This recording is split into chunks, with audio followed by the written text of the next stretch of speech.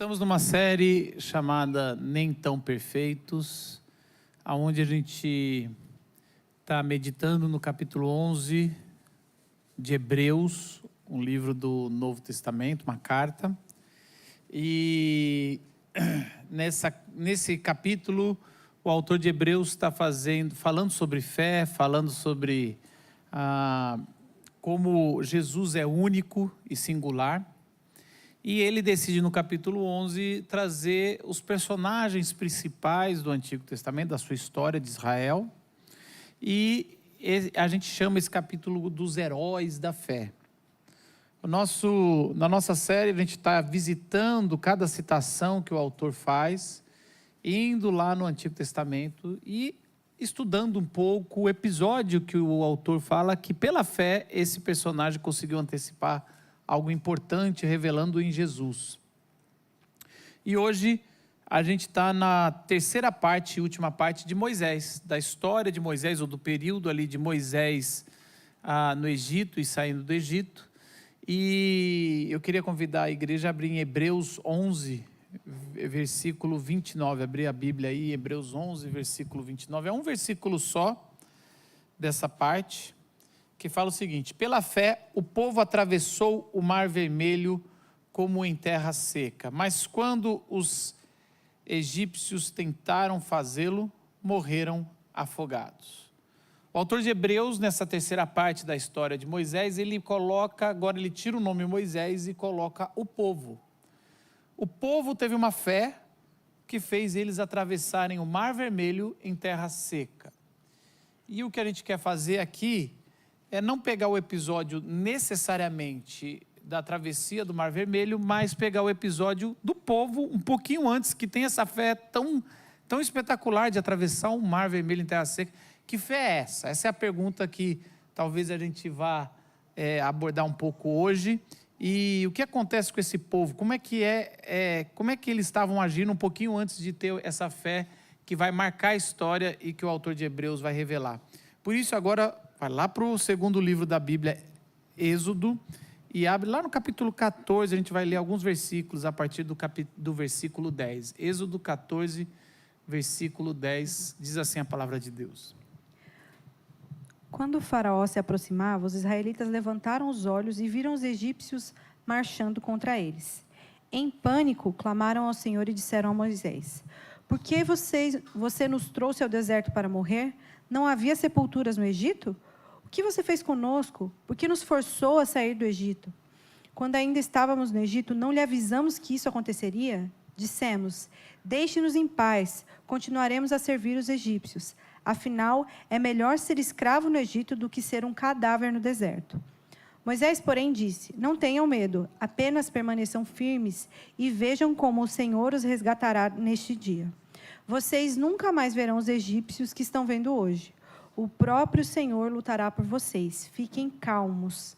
Então o Senhor disse a Moisés: por que você está clamando a mim? Diga ao povo que marche. Tome sua vara e estenda a mão sobre o mar. Divida as águas para que os israelitas atravessem pelo meio do mar em terra seca. Que Deus ilumine a sua palavra nesse nosso culto. Eu vou retomar um pouco a história e investir um pouco de tempo para você entender qual é o enredo que a Bíblia está desenhando aqui.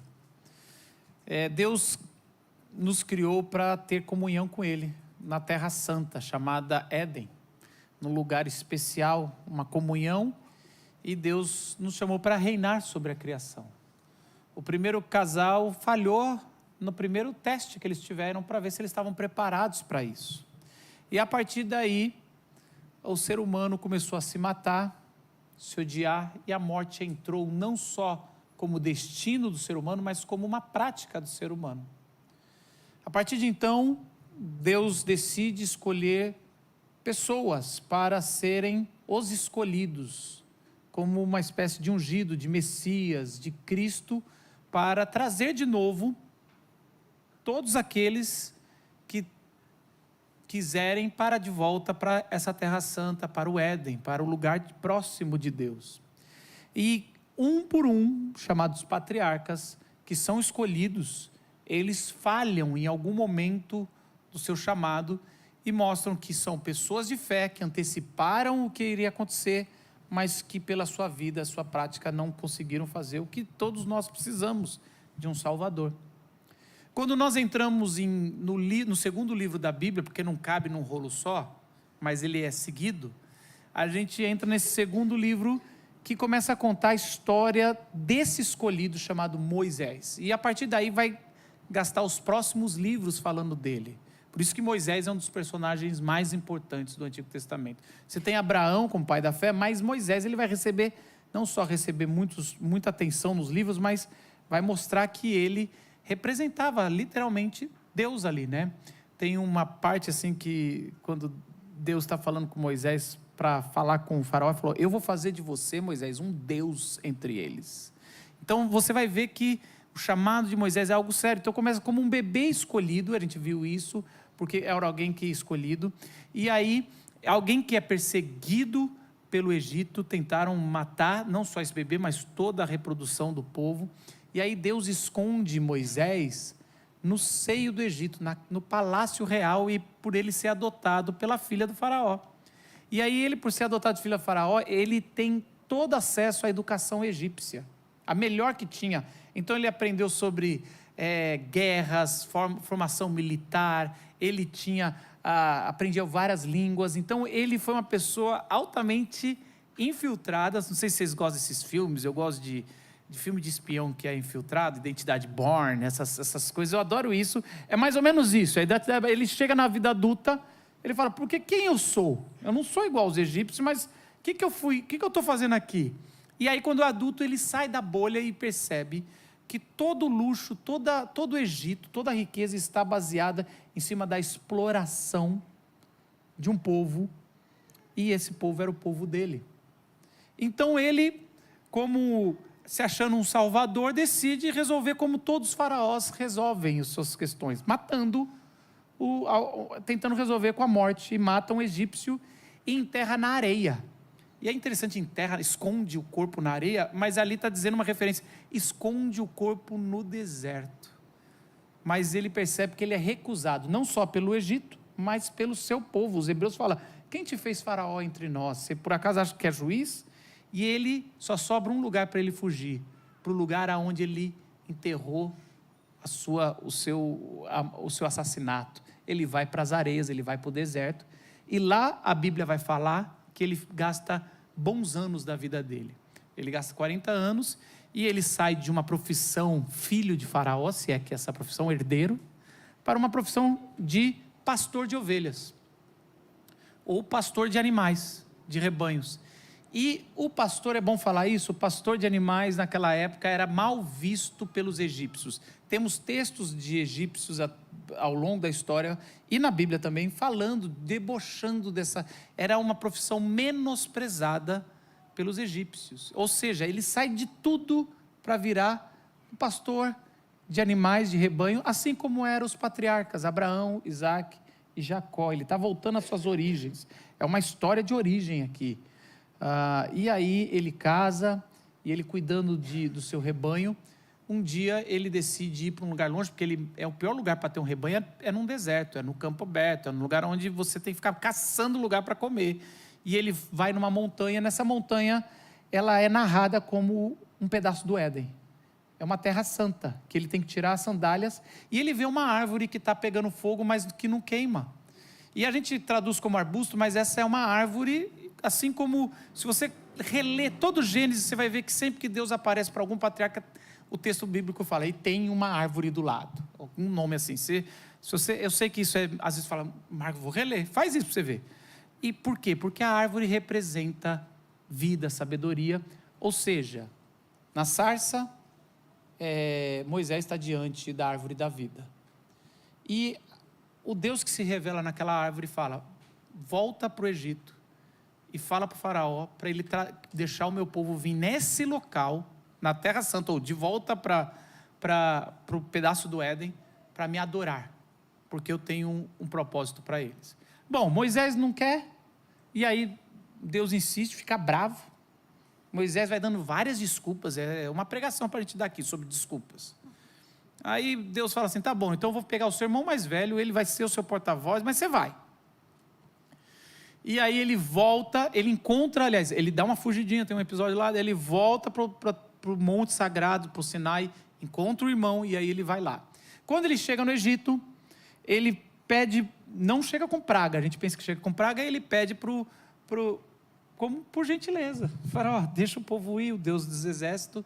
E tem uma frase muito interessante que o faraó fala assim, que Deus é esse, que Senhor é esse que você está falando? Ou seja, Egito tinha tantos deuses que o faraó, que é um dos representantes dos deuses, fala, eu nem conheço esse Deus, você está de brincadeira comigo.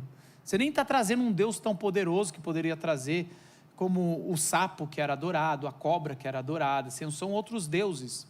E aí o faraó cai no teste. Então é importante entender que ele é dado uma oportunidade para ele e duplica a escravidão no Egito. E aí Deus fala através de Moisés 10 palavras de juízo para o Egito, que a gente conhece como 10 pragas. Quando a gente está lá em Gênesis 1, nos 6 dias da criação, você vai reparar que Deus fala 10 vezes para trazer ordem, para trazer a vida. E agora, de forma invertida, vai se descriando o Egito com 10 juízos, 10 pragas. Quando acaba isso, o faraó, não aguentando mais, fala, pode ir embora. Os hebreus, eles pegam suas coisas de madrugadas depois da Páscoa e eles vão no caminho. E aí o texto diz o seguinte, o texto fala assim, Deus sabendo que esse povo é vacilão, eu acho que não é essa palavra na Bíblia, mas na minha memória está assim, Deus sabendo que esse povo é vacilão e que na primeira dificuldade vai voltar para o Egito, ele não vai pelo caminho mais fácil e rápido, ele vai pelo caminho do deserto. E aí, agora, pensa comigo, você é o povo, e daqui a pouco você compra o discurso de um cara, você sai do Egito, e você já começa a andar, o único que conhecia o deserto por 40 anos é Moisés, todos os outros só viveram no Egito, e aí eles estão saindo, e indo atrás de Moisés, e daqui a pouco vai indo para um caminho, cadê o monte, daqui a pouco bate no Mar Vermelho, e o texto diz exatamente isso, bate no Mar Vermelho. Você já tomou uma decisão que teve que botar dinheiro ou seguir alguma coisa, e no meio do caminho deu aquela dúvida, será que isso aqui é um golpe? Sabe assim que você começa a ficar apavorado, vou dar uma confirmada, vou dar uma olhada nesse nome aí na internet. É mais ou menos isso, se tivesse internet, o pessoal no meio do caminho estava verificando, será que Moisés é um golpista? A gente está caindo nesse negócio, por que não está chegando? E quando eles chegam no mar, para piorar, do outro lado o faraó se arrepende de ter liberado, junta, e você vai ler assim, carruagem, toda hora repete muito carruagem, era a maior tecnologia militar que tinha na época, é como se fosse drone e sei lá o que, míssil, e aí fala que vem com as carruagens para cima dos hebreus, e aí a gente chega no texto que a gente está lendo, o texto que a gente está lendo é muito legal, porque o texto que a gente está lendo, esse povo que o autor de Hebreus fala aqui, pela fé eles entraram na terra prometida, agora está falando assim, que eles ficaram apavorados. E eles falaram, Moisés, por que você nos trouxe aqui para morrer no deserto? Não era melhor ser escravo? Ou seja, eles estão trazendo os pecados de Moisés, dizendo assim, você já matou o egípcio, enterrou, agora vai enterrar todo o seu povo aqui também na areia, no deserto, é isso que você vai fazer? Eu já fico uma grande lição na pregação de hoje, mas igreja é assim, sempre vai relembrar os seus pecados, então, sabe que Deus perdoa, mas a igreja gosta de cutucar o seu passado, e é assim, é as fraquezas do povo de Deus, o povo de Deus está lembrando Moisés, jogando na cara dele, por que você nos trouxe aqui, a gente vai ser enterrado na areia, assim como você fez, e eles começam a questionar, e bem como Deus falou, ainda bem que eles estavam muito longe, porque senão eles já teriam voltado, erramos, voltamos, vamos ser escravos, e aí, é interessante que a resposta de Moisés é assim, é muito de um homem de fé, eu fico muito empolgado com a resposta dele, versículo 13, 14 é assim, não tenham medo, fiquem firmes e vejam o livramento que o Senhor lhes trará hoje, porque vocês nunca mais verão os egípcios que hoje vêm, o Senhor lutará por vocês, tão somente acalmem-se. Aí o povo dá uma, aqui já não está na Bíblia, já está na minha interpretação, na minha cabeça, o povo dá uma parada, caramba, que homem de Deus, hein? Corta a cena, porque tem cena na Bíblia, o próximo versículo, tem uma bronca de Deus a Moisés, falando, o que você está choramingando aqui? Ou seja, Moisés fala, fiquem calmos, vocês nunca mais vão ver esses caras, Deus vai lutar por vocês. Fecha a cortina, vai orar para Deus, fala, ai Senhor, o que eu faço? Me lembrou muito a minha vida. Eu como pastor, várias vezes eu recebo vocês para ser conselheiro, e eu finjo que eu estou no controle. Isso daí, Deus vai cuidar, Deus vai fazer. E aí quando fecha a cortina, eu falo, ai meu Deus, o que vai fazer? Eu nas reuniões de presbítero, ali com os conselhos, Deus vai prover o sustento, vamos fazer esse orçamento. Aí fecha, ai Senhor, por favor, que eu tenha meu emprego ano que vem. Eu nos velórios, nos enterros, não, Deus sustenta, Deus traz ressurreição. Mas quando é nos meus velórios, Senhor, será que vai acontecer? Esse é Moisés, esses somos nós. Nós temos essa firmeza teológica até chegar no nosso, até chegar na gente. E ele está lá. Senhor, tem misericórdia de Deus, fala o seguinte para ele. Disse então o Senhor a Moisés, por que você está clamando a mim? É uma oração, Deus está reclamando da oração de Moisés. E ele fala assim, diga aos israelitas que sigam avante. Tá bom, eu entendi a bronca, Senhor, mas avante aonde? De volta para o Egito ou mergulhar nesse mar? E se você prestar atenção, uma outra dica para você que está lendo o texto, você vai ver que desde o começo do chamado de Moisés, a mão de Moisés, ela é transformada à mão de Deus.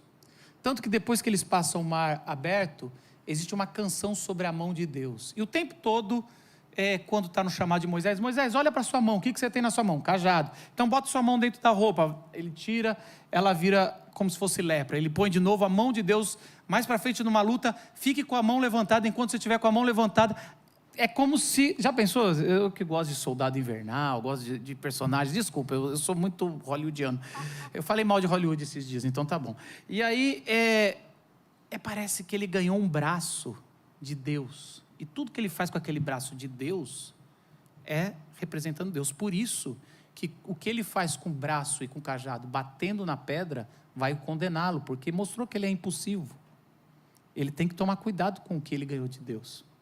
E o que Deus fala, estica a sua mão e o seu cajado e dê a ordem, porque vai acontecer, porque não é mais a sua mão, é a minha mão que está indo com o povo. E aí, não conta, né? Mas aí eu lembro, porque a gente assistiu o Disney quando era menor, ele sobe no monte, as águas vão batendo, a música sobe, eu tenho certeza que subiu uma música na hora, e ele estica a vara assim, e aí ele estica, toca talvez na água, e aquele negócio vai abrindo assim. E se você prestar atenção, a narrativa vai trazer de novo Gênesis 1. A partir daquele momento é uma nova criação está se acontecendo. Porque no primeiro dia da criação, Deus separa trevas e luz. O texto um pouquinho antes fala que a coluna de fogo vai atrás do povo e faz trevas ao Egito e luz aos israelitas. Ou seja, Deus divide trevas e luz.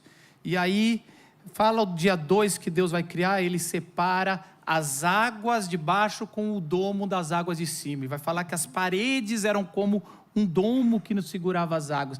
E aí depois fala, o tempo todo passar em terra seca, porque no terceiro dia da criação ele separa as águas com terra seca. Ou seja, todo narrador está dizendo, vai haver uma nova criação e o povo vai viver um novo tempo. É um novo período. E o texto está dizendo isso, e a gente não percebe porque nem é difícil para nós, é um texto muito antigo. E aqui eu paro para trazer a afirmação mais interessante da história. Diga ao povo que siga em frente, vá avante, siga. Todos nós temos decisões, talvez até você veio hoje, ou está diante de uma decisão, e quantas vezes eu estou orando para tomar decisões, e Deus está falando, Marcos, por que você está chorando engano? Por que você está orando? Senhor, porque você mandou orar. Não, você já sabe o que fazer, só vai. A maioria das vezes que a gente fica orando indeciso, a gente já sabe o que fazer, só que a gente não tem coragem. Mas quando eu olho essa fé desse povo, que é um povo vacilão, que está apavorado, eu começo a perceber que fé não é certeza. Eu sei que lá em Hebreus fala que é certeza das coisas que não se vê, mas não é certeza das coisas que você vai fazer. Pode ver, toda vez, quando Deus falou para Abraão ir, ele não falou aonde ele tinha que ir, só vai. Então, fé não é essa certeza que a gente pensa. Segundo, fé não é não ter medo. Andar pela fé é ter medo demais, o povo está apavorado. Fé é dar um passo sabendo que a mão de Deus, e não da dos homens, está esticada sobre você. É que o ungido, ou a mão para te ungir, está esticada sobre você. Isso é fé. Por isso que o povo, mesmo sendo um vacilão, ele é considerado um povo de fé.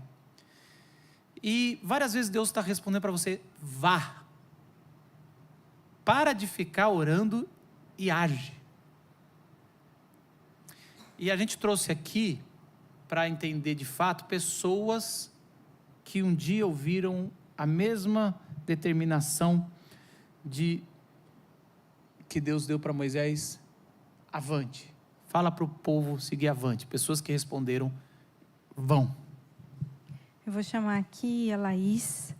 A Laís é fundadora, é líder do Ovo Manifest, uma das organizações que a gente acelerou no nosso 6º ciclo, na Glocal. Ela vai contar o que é essa organização, o que eles fazem lá. A Laís também trabalha na Glocal, ela trabalha com a nossa comunicação, como designer, fotógrafa. Laís, obrigada por estar aqui. E conta pra gente o que é a Ovo. Gente, bom dia, ou boa tarde, não sei. Gente, primeiramente, quero deixar muito claro, assim, que eu sou absolutamente grata de estar sentada aqui nessa cadeira, né? Sou muito feliz de participar dessa comunidade, da Glocal, comunidade da Vila. Obrigada, Ju, Leia, Marcos, obrigada por tudo. Gente, eu sou a Laís, como a Ju falou, mais conhecida como Lamarante, né? Eu sou artista plástica e audiovisual e sou fundadora da ONG Ovo Manifest com o meu marido, né? Que ele é rapper e produtor musical. E a Ovo, ela é uma ONG que leva a saúde mental através do esporte, arte e cultura, sobretudo para o jovem periférico. E como tudo aconteceu, né? Em 2019, eu estava fazendo uma caminhada de oração com o meu marido, que a gente costuma fazer, justamente perguntando para Deus quais seriam os próximos passos, para que o Senhor me chamou definitivamente, né? E aí era, em tese, uma manhã normal, parecia ser normal para nós, mas não era uma manhã normal para aquele cara que decidiu tirar sua vida minutos antes da gente chegar numa das passarelas ali da nossa cidade, Taboão da Serra. E aí, justamente com aquela angústia, aquela sensação, né, horrível, aí eu, com meu marido, a gente se questionou: e se a gente tivesse chegado antes, né? E se ao invés desse cara ter encontrado uma ponte para a morte, ele tivesse encontrado uma ponte de vida em nós? Então, a gente, justamente como artista, foi para casa, pensativo, mas uma semana depois a gente resolveu voltar e trazer uma resposta pela fatalidade que havia acontecido, né? Então, a gente trouxe um protesto. A gente se vestiu de preto, né, em sinal de luto, os nossos punhos cerrados, e estendemos esse bandeirão escrito: não desista de você. E aí foi assim, um protesto que rendeu assim, mais de 15 mil compartilhamentos no Facebook em menos de um dia. Foi parar na Folha de São Paulo, mas mais do que isso, pessoas e pessoas, eles já subiam chorando, pedindo ajuda. Dali, então, a gente entendeu essa real necessidade de se falar a respeito da questão da depressão, da saúde mental. Enfim. E hoje a gente trabalha, voltando, ali então nasce a Ovo Manifest, né? Justamente como um ovo, com a missão de proteger, nutrir e perpetuar a vida. Então, hoje a gente entrega lá no nosso trabalho, a gente entrega oficinas que justamente estão correlacionadas à questão da saúde mental, como, por exemplo, o jiu-jitsu, que trabalha toda a questão da resiliência, resistência, né, autoconhecimento, e oficinas artísticas também, como produção musical, artes plásticas, trabalhando ali a questão do desabafo, né, através da arte. E a gente também tem o nosso carro-chefe, que são as nossas rodas de conversa, né, onde a gente conversa sobre várias questões, frustrações, juntamente com os psicólogos. E somos muito felizes que, de janeiro para cá, a gente teve um aumento assim, significativo de 225% no nosso impacto, a partir do momento que a gente conseguiu obter aí a nossa casa, né, nosso espaço próprio. Estamos trabalhando lá, graças a Deus, podendo levar muita transformação, cura e amor para a vida de cada um que passa na nossa vida. Conta pra gente um pouquinho mais sobre a Ovo House, né? Vocês chegaram aqui para serem acelerados 2 anos atrás e era um sonho, né? Ter a casa, ter o espaço de vocês. Conta um pouquinho como foi esse processo. Para chegar lá antes, eu tenho que falar da Glocal aceleradora, não tem como. Eu sou absolutamente suspeita para falar. Assim, quando a gente chegou aqui, a gente era literalmente uma fome, uma sede, uma vontade de fazer acontecer.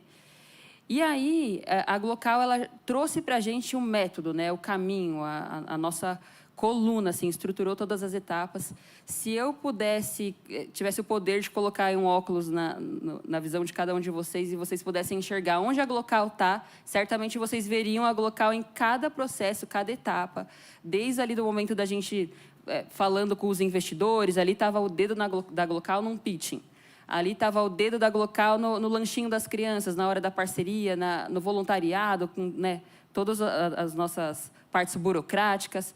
E aqui, então, a gente, de fato, chegamos, né, na nossa casa, e aqui está a Glocal, e somos gratos, né, pela Glocal por poder ter chegado aqui, que ajudou a gente em todos esses processos aí. Mas como foi? Eu quero entender o negócio da casa, assim, como é que foi a diferença? Vocês conseguiram um local? Vocês queriam tanto? Onde vocês se reuniam antes? Sim, então a gente surgiu como movimento lá atrás, lá no meu apartamento, lá atrás, em 2019. E a gente veio vindo para lugares emprestados, né? Então a gente foi para uma igreja em determinado momento, depois a gente foi para a escola, quando a gente, bem naquela onda dos ataques, né, das escolas, a gente fez uma parceria com a escola, entendendo essa necessidade de dialogar com esse jovem, até que, por fim, chegamos na casa Ovo House, né? A gente iniciou essa campanha em outubro do ano passado, e aí, colocando todas as etapas, todo o processo que a gente aprendeu aqui na Glocal, conseguimos chegar lá, agora, recentemente. E Deus abriu o Mar Vermelho e deu uma casa para vocês. Amém, foi isso mesmo. Agora, pensando nesses desafios, na palavra que a gente ouve aqui de Deus sobre vá, você tem algum episódio para contar para nós que você ouviu a voz de Deus falando, olha, simplesmente vai. Eu já vi que você abriu tua casa, teu apartamento para receber, para transformar num impacto de transformação, né? Hoje vocês atendem quantos jovens por semana lá? Quanto? São agora 220, diretos e indiretos. 220 vidas sendo impactadas e transformadas, porque um dia você falou, não quero que isso continue, suicídios naquela ponte e tudo mais, e decidiu abrir tua casa. Mas, assim, ao longo dessa história, ao longo do que Deus está fazendo com vocês, que a gente pode... uma história de que Deus falou, vai, faça, e você obedeceu? Olha, Marcos, você estava falando, né? Hoje eu estava ouvindo ali pela manhã, e justamente visualizando tudo o que você estava falando, né? Da questão do mar, da dificuldade. A gente, quando trabalha no terceiro setor, em especial, a gente vê o quão difícil é. Assim, se não tiver ali o coração, a determinação, enfim. E todo dia dá vontade de desistir. Essa é a verdade, todo dia dá vontade de desistir. E aí eu lembro muito de uma história que aconteceu quando a gente estava, ainda enquanto movimento, a gente estava alocado lá na favela do Vietnã, no Jabaquara, não sei quantos aqui conhecem, mas estávamos lá.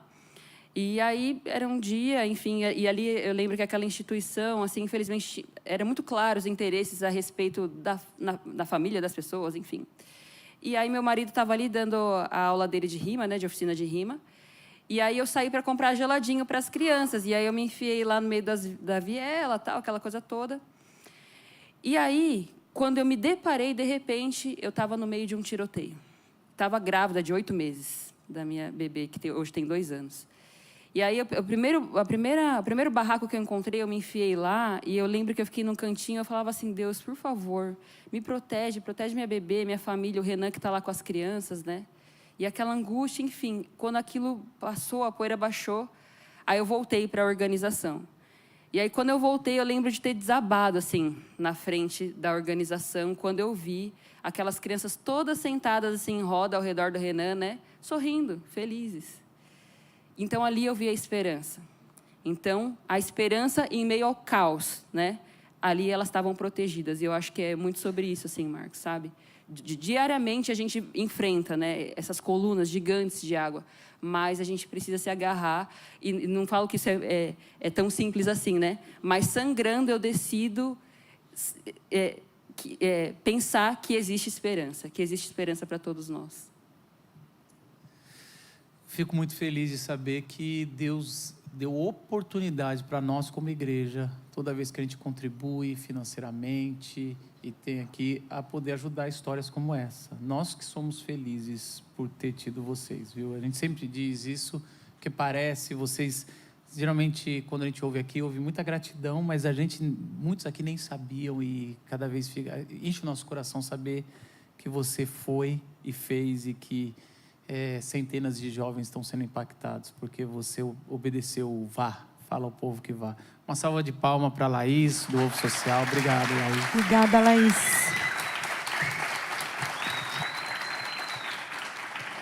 Essa foi a primeira vez que a Laís subiu aqui no palco para dar um testemunho, mas ela está aqui no nosso palco faz tempo. A Laís é essa pessoa aqui, ó, desse quadro. Ela estava aqui no dia que o Wander estava pintando e ele pintou ela. Então, ela está aqui, já desenhada no nosso palco faz tempo. Agora, a gente vai ouvir o Marcos Cola, mais conhecido como Cola. Ele é... Quase Marcola, hein? Cuidado, hein, acho que é por isso, né? Pode... ele é do Instituto Alfa, fundador lá, um dos fundadores, está lá desde o começo, vai contar um pouco do que eles fazem lá na cidade de São Vicente. Bem-vindo, Marcos. Bom dia a todos. Muito bom estar aqui com todos vocês. Também somos muito gratos pela oportunidade de participar da Glocal e ser acelerado. O Instituto Alfa iniciou em 2004, lá na cidade de São Vicente. Vocês todos sabem, mas São Vicente é a primeira cidade do Brasil. Eu gosto de sempre enfatizar isso, porque eu amo muito minha cidade.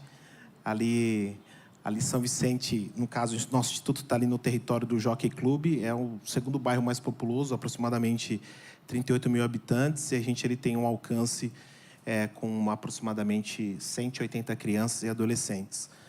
Nosso instituto está ali para potencializar ações positivas de crianças e adolescentes, para que eles possam quebrar o ciclo de violência e assim eles conseguirem cooperar no desenvolvimento da sua família, da sua comunidade.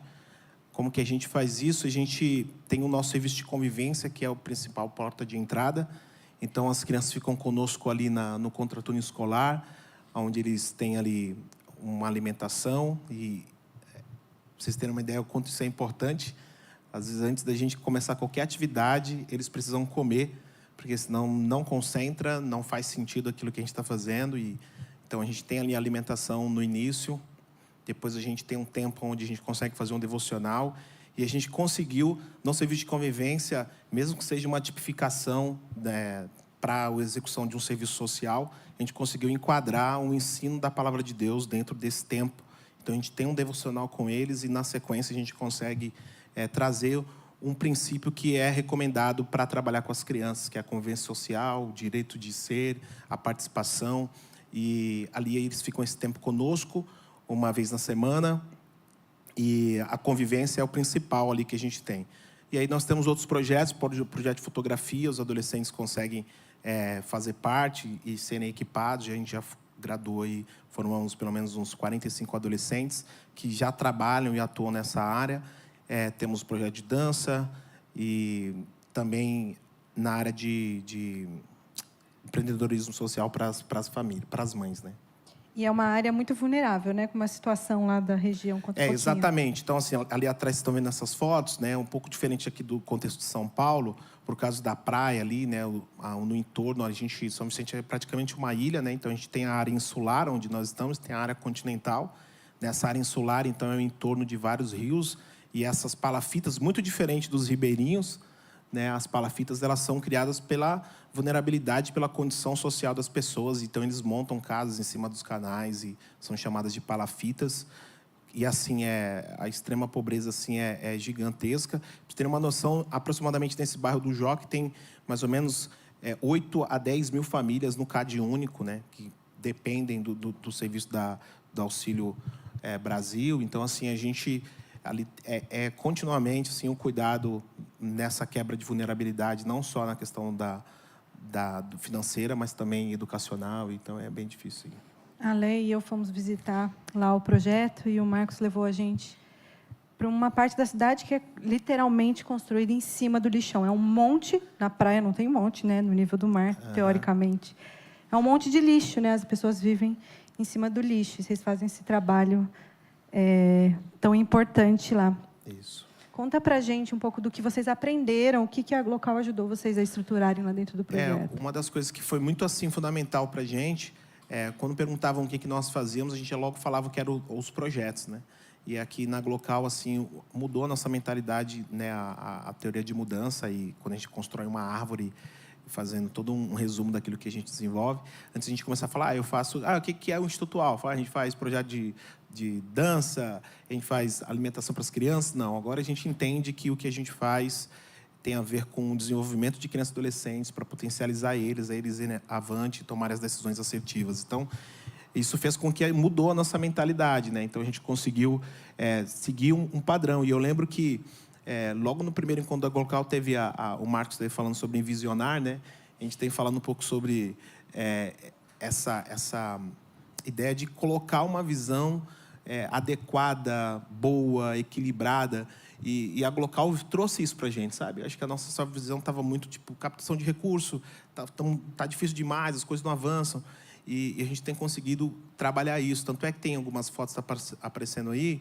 E, por exemplo, a ideia de expedição cultural, ter acesso à arte, à cultura, é uma coisa que a gente tem trabalhado muito lá com os nossos jovens, porque o acesso à cultura e à arte faz uma mudança de paradigma gigantesco. Como eu tenho acesso ao cinema, como eu tenho acesso a uma obra de arte.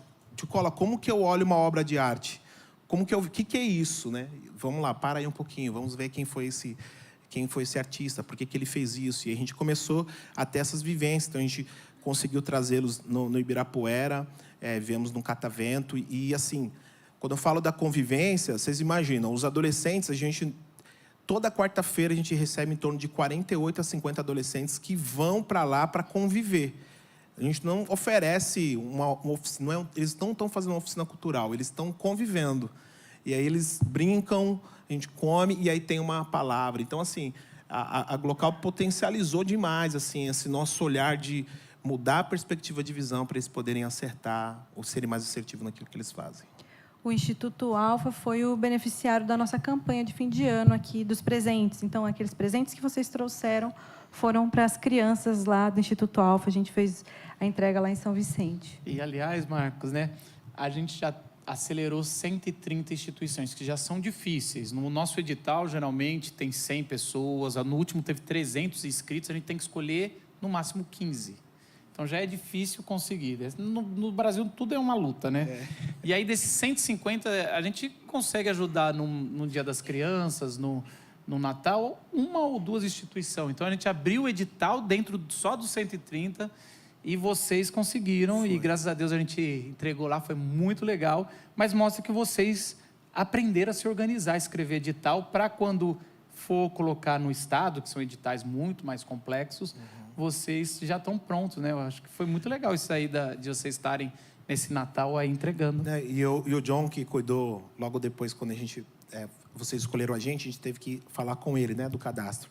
Isso que você está falando foi legal que ele deu esse feedback para a gente, porque assim que vocês escolheram a gente, nós tínhamos ali já feito a foto das crianças e os nomes. Só que a gente encontrou um desafio, porque vocês tinham um limite de apadrinhamento. E a quantidade de criança era a mais, né? Então, e agora? Como é que é isso? E a gente, muitas vezes, na instituição, a gente tem que se virar, né? A gente recebe uma doação de 20 cesta básica e tem 60 famílias. Como que você define isso, né? E aí, vamos lá. E aí a gente orou nesse sentido, fizemos o desafio para vocês. Ainda vai faltar 30 crianças. Como é que vai ser isso? E aí o John falou que isso foi muito importante, porque em menos de 2 dias, quando eles pediram para a gente, nós já encaminhamos, então, as fotos das crianças, o nome e tal. E aí ele falou que isso foi fundamental para conseguir mobilizar mais pessoas e conseguir. E a gente conseguiu, né? Conseguiu, deu certo. Isso deu certo. Foi muito, eu lembro disso. A igreja responde muito com generosidade. Última pergunta. Uma história de tantas, assim, vocês têm 20 anos. A gente só fez, graças a Deus, a gente foi usado por Deus nessa reta aqui. E quando é que você ouviu Deus falando, só vai, Marcos, vai avante que eu estou com você? Eu contei uma outra história no primeiro período, mas eu vou contar outra aqui, que aconteceu, Que inclusive... pena, a gente vai ficar com as duas, porque a primeira foi forte. Que, inclusive, aconteceu isso ontem, né? Então, a gente foi buscar um item da minha sogra em uma das lojas, e aí a menina que me recebeu é a Isabela. A Isabela tem 20 anos, e ela olhou para mim assim e falou assim, você lembra de mim? Eu falei, eu lembro. Ela falou assim, olha, eu quero agradecer você e sua mãe, porque vocês foram fundamentais para cuidar de quem eu sou hoje, sabe? Então, eu tenho honrado minha família, eu tenho entendido a responsabilidade do trabalho, eu faço parte de uma igreja, porque os princípios que vocês ensinaram para a gente na brincadeira, no interagir, foi fundamental para mim. E foi muito legal porque a Isabela, de fato, a gente encontrou ela quando ela tinha ali 9, 10 anos convivendo conosco. E ali ela conseguiu testemunhar isso e a gente fica feliz porque, mesmo que ela não está no nosso entorno ali trabalhando com a gente, mas ela é uma adolescente, uma criança que pegou aquela semente e conseguiu dar sequência e foi muito abençoador. Queridos, uma salva de palmas para o Projeto Alfa e para o Marcos. Obrigado, querido. Deus abençoe você. Essas são duas histórias que a gente que está com a aceleradora ouve. E um tempo atrás, sentando com a Ju, falei, Ju, não podemos privar a comunidade da Vila de ouvir histórias como essa. Porque isso é possível porque a comunidade da Vila tem essa visão. Tem essa visão, tem generosidade. E eu acho que o que nos move a fazer isso é a busca dessa vida extraordinária que a gente vê no nosso Senhor Jesus. Nós hoje chegamos ao fim da história de Moisés. E a história de Moisés é extraordinária, porque eu tive que pregar essas 3 mensagens nos últimos domingos, eu estudei outras coisas da vida de Moisés, e aquilo mexeu muito comigo, e Moisés, ele é esse arquétipo, um homem tão especial, que tinha essa mão de Deus, teve autorização de ter a mão de Deus com ele, que o evangelista Mateus, quando ele vai escrever a história de Jesus, algumas décadas depois, e lembrar o que ele viveu, ele pega o arquétipo de Moisés para escrever a história de Jesus, de tão importante que Moisés foi. Só que Moisés, ele foi esse homem importante, só que ele não é suficiente para nós. Nós precisamos de um verdadeiro Moisés, de um verdadeiro Messias, porque Moisés, mesmo ele sendo fabuloso, não é suficiente para trazer libertação para nós, nem ele conseguiu ver a terra prometida. Quando você vê as duas histórias, a de Jesus em Mateus e a de Moisés, você percebe, gente, tem algo divino aí.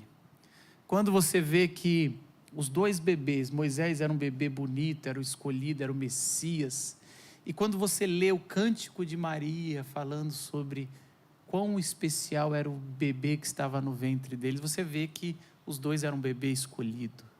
E aí você vê que o faraó, o líder da época, tenta matar Moisés como bebê, e aí o evangelho de Mateus vai falar que Herodes tentou matar o bebê Jesus. Você vai ler em Moisés que ele foi escondido no seio do Egito, dentro do palácio do faraó. Da mesma forma, Mateus vai nos contar que o anjo aparece para José e Maria e fala, esconda o menino Jesus no Egito. Quando Moisés estava já livre, Deus aparece para Moisés e fala, aquele que te perseguia já morreu, pode voltar. O anjo aparece para José e Maria e fala, aquele que perseguia o menino já morreu, pode voltar para fazer o que você tem que fazer. Na travessia do Mar Vermelho, a gente já viu, era a história da nova criação. Toda a Bíblia relata o Mar Vermelho como o batismo do povo. E diz na história, na hora que vai abrir o Mar Vermelho, que um vento do leste, vento é espírito, é a mesma palavra no hebraico, vem um espírito na hora desse batismo do povo abrir. Quando Jesus é mergulhado, ele fala, é necessário que eu seja batizado para ter a nova criação? Fala que um pombo vem o espírito sobre ele.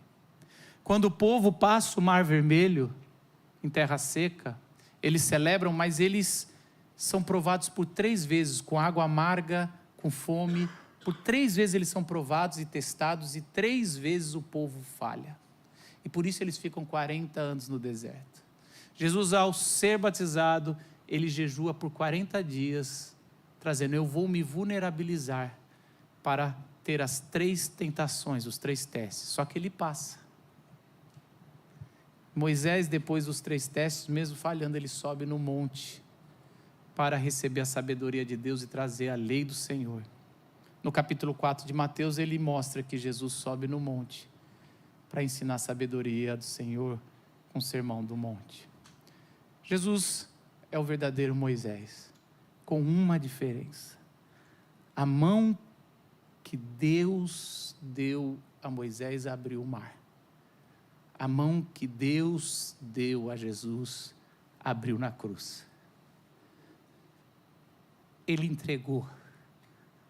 Ele deixou a gente passar em terra seca, mas ele deixou o mar cobrir ele no Sheol, na morte.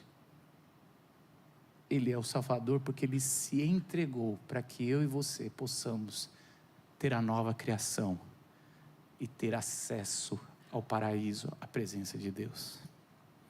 O novo Moisés não tem comparação. Jesus Cristo, a história dele é única, porque ele nunca falhou e porque a sua mão foi entregue numa cruz para que a mão do ungido esteja sobre a sua cabeça. E hoje ele fala para você: vá. A sua história já está desenhada. Quando ele ressuscitou, ele chama os seus discípulos e fala: vão, ide, porque está consumado. Eu já venci o mundo. Vão espalhar o reino de Deus. Não deixa mais ninguém que foi criado à imagem e semelhança ser explorado. Não deixa mais ninguém que foi criado à imagem e semelhança receber menos do que o amor e a graça de Deus. Transforme. E o dia que eu voltar, eu vou acabar o que vocês começaram. Baixe sua cabeça. Senhor Jesus, obrigado porque o Senhor é verdadeiro Moisés e sua mão nos salva, Senhor, porque o Senhor se entregou. Tão misericordioso, tão amoroso, nós aqui nos rendemos, Senhor. E levantamos desse encontro, falamos: vamos seguir, Senhor, porque o Senhor já fez tudo o que precisava. Louvado seja o nome de Jesus. Amém.